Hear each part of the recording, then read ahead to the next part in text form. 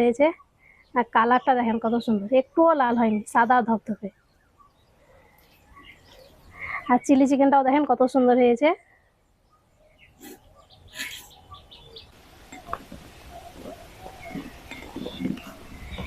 মেহেক কিচেনে আপনাদের সবাইকে স্বাগত। আজকে আমি একেবারে গ্রাম্য পদ্ধতিতে খুবই সহজভাবে একেবারে সাদা ঝরঝরে পোলাও বানিয়ে দেখাবো। আর পোলাওটা খাওয়ার জন্য তার সঙ্গে চিলি চিকেন বানিয়ে দেখাবো।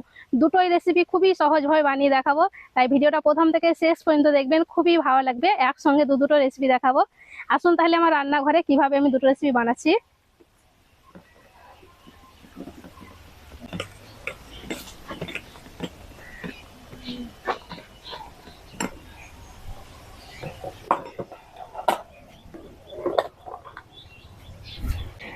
প্রথমে আমি চিলি চিকেনটা বানাবো, তার জন্য এখানে 400 গ্রাম মুরগির মাংস নিয়েছি আর হাড় সহ মাংস নিয়েছি। আর চিকেনটাকে দেখেন